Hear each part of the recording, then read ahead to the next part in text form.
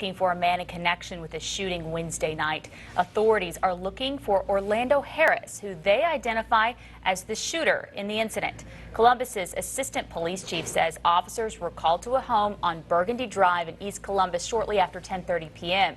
Investigators say 4 men forced their way into a storage shed where some other men were gathered, and an altercation began. Officials say Lionel Hampton Jr. was shot during the confrontation and was taken to the hospital with non-life-threatening injuries. Anyone with any information is asked to contact the Columbus Police Department. A Tate County man has pleaded guilty to charges in a federal and state drug investigation. 28-year-old Nicholas Langston of Coldwater entered a guilty plea to conspiracy to distribute a controlled substance during a hearing this morning. Langston was among several people arrested earlier this year as part of a year-long investigation into the distribution of cocaine in Lowndes County. The federal indictments include 13 people from Lowndes and Tate counties and Tuscaloosa County in Alabama. Langston faces a sentencing at a later date. Atmos Energy crews have been on the scene of a gas line break in Amory today. Amory's police chief says the gas line was cut at Wheel City on Highway 278, about a half-mile west from Highway 25. He says a crew was using a tractor to drill fence posts when the tractor hit the line.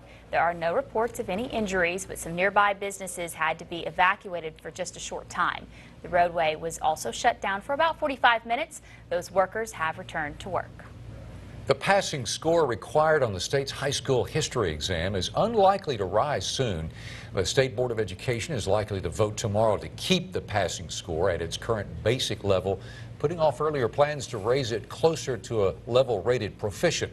Mississippi Department of Education officials say the exam is tougher than the high school subject tests in algebra, English, and science that are required for graduation. This spring, 81% of Mississippi students passed that history test for the first time that they took it, but only 70% would have passed if the score had been raised. The delay comes as the state anticipates new, tougher math and English tests.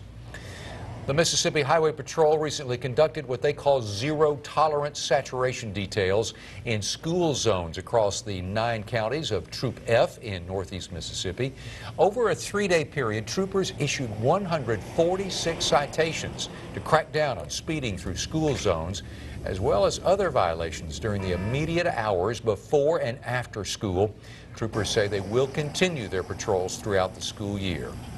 Mississippi University for Women has received reports of an unknown person claiming to be from Washington, D.C., contacting students to request personal banking information related to federal financial aid. They do believe this to be a scam.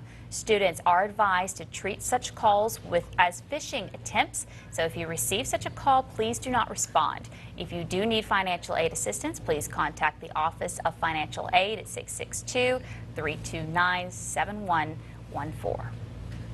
Retired educator